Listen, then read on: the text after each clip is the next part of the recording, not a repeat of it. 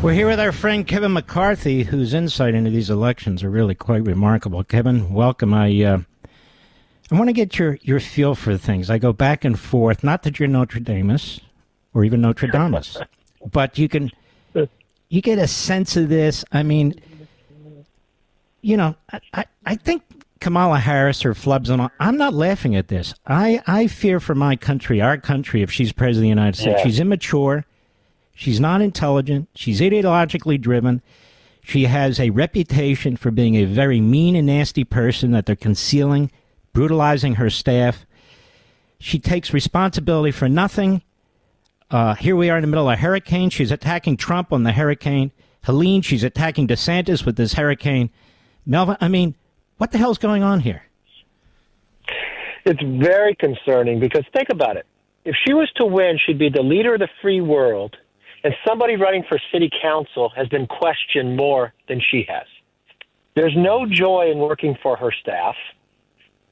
Every person in politics, we all know each side of the aisle. If you have like 90% turnover, we know it's not the staff. You're the common denominator. Nancy Mace and Kamala Harris, same problem. Nobody will work for them, and there's a reason why. It happens on both sides. But I'm from California. There is a reason why Elon Musk literally risks himself. We watch today, politically, they try to shut down the FCC from providing Starlink any money. When those people in North Carolina, you know who's helping them? Elon Musk, getting internet. Now, stop there 1 second, Kevin. Kevin, I want to underscore this point. The FCC is trying to kneecap Elon Musk. And he's the one that is coming to the rescue of these people in need, just like the FCC last week handed George Soros 220 radio stations by cutting the system. So the government, the federal government, is now working for Kamala Harris, working for the Democrat. But this is outrageous. You talk about democracy on the ballot. This is exactly what we're talking about. They use government to reward their friends and punish people they disagree with politically. I mean, look, Elon is not about a person, it's about the Constitution. I've known him for more than 10 years. I've watched this guy.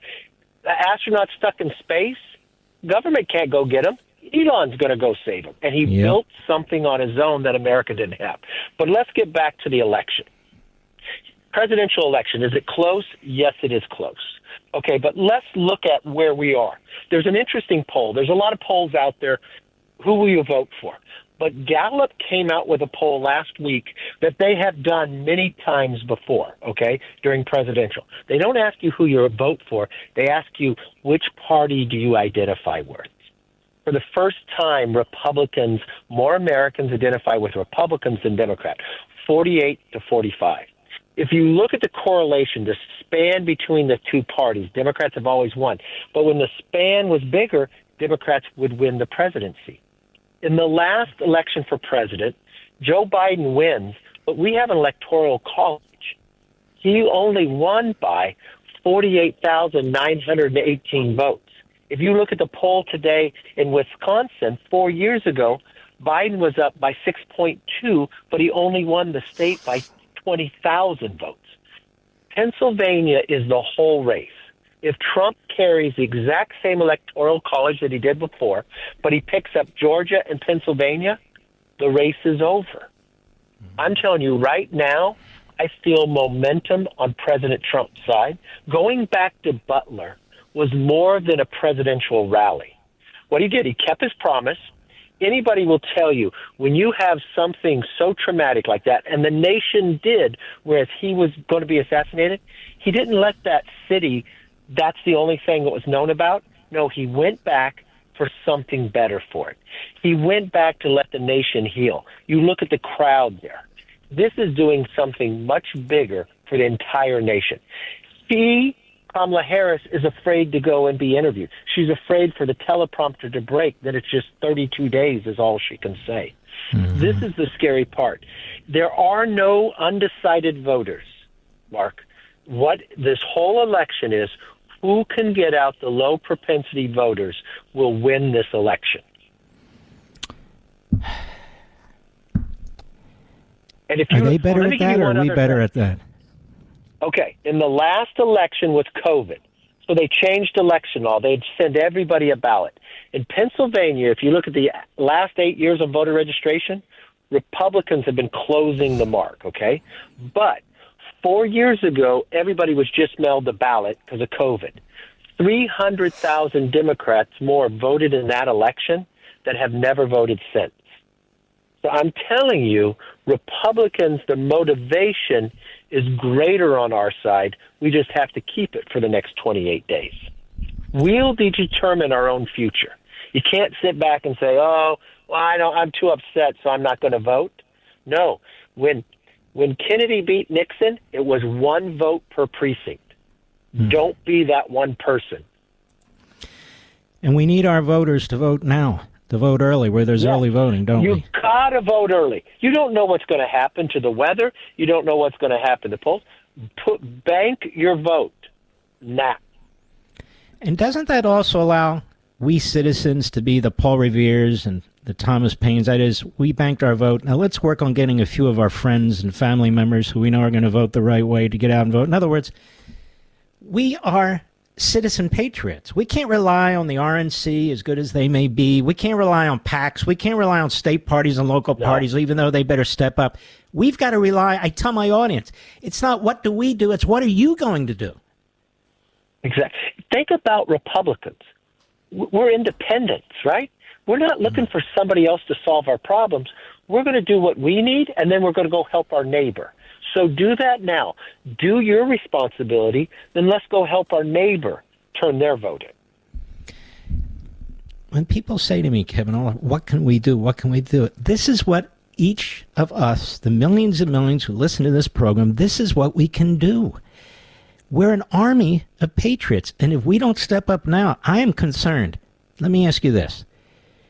If the other side wins this election, America will still exist, but it won't be the same America, because Tim Walz just said in a private fundraiser they're going to do their best to eliminate the Electoral College. If they eliminate the Electoral College, eliminate the filibuster, push that through, then Republicans can never win. They're going to expand the Supreme Court.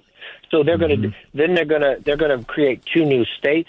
They're going to make it where Republicans can never win again, just like what they do with the FCC, and they go after you in the legal courts. But this is the fundamental difference. And Elon and I were having this discussion recently because we both watched what they have done to our beloved state of California. But so many people are leaving California. Luckily, you got a DeSantis, or you can go to Texas, where you have freedom. If they win this next election, there will be no place that you can leave. The entire country is going to be like a California. You don't want that. We cannot hide. We won't be able to leave to seek freedom. I remember California. I lived there for a very short period of time. This is the state that gave us Reagan that couldn't give us Reagan today. Duke Majan couldn't give us Duke Majan today. Pete Wilson couldn't give us Pete Wilson today. They changed the voting system. They opened the borders wide open.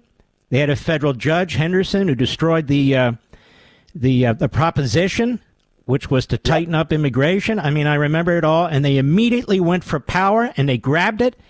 And after Schwarzenegger, that was the end of it. Yep. They know how to do this.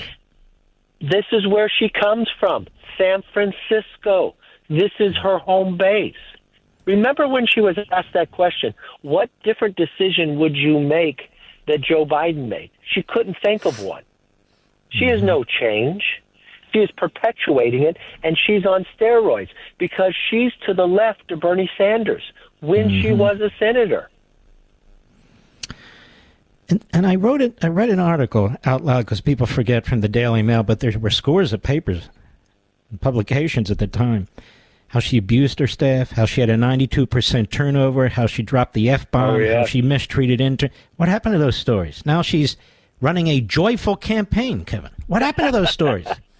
Yeah, very good. They are all in cahoots. They cover everything up. They don't talk about her husband. They don't talk about her staff. There is a reason. I will tell you, when they were trying to remove Joe Biden from the ballot, Nancy Pelosi was telling the Democrats from California, we're going to remove Joe Biden, but we don't want Kamala Harris. She's worse than Joe. They know. What happened? What happened? Well, Joe jammed them. He said, if I'm going to leave, you're going to have her. Mm-hmm. Think of it for a moment. The most powerful job in the entire world, and she never went through a primary. She never stood before a voter and said, vote for me. She was never challenged when you had a debate through a primary. The Democrats all selected who they wanted, and she never got to be there. They didn't even have an open convention. They had a phony virtual convention. She was voted on before the convention. Exactly. Where's democracy there? God, I tell you. All right, my brother. Well, keep up the great work. Right, you're doing great. All right. Take care of yourself. Bank the vote. Thank you, my friend. Bank the vote is right. Thank you, folks. The most important thing you can do now is vote early. I'm not kidding. That's the most important thing you can do.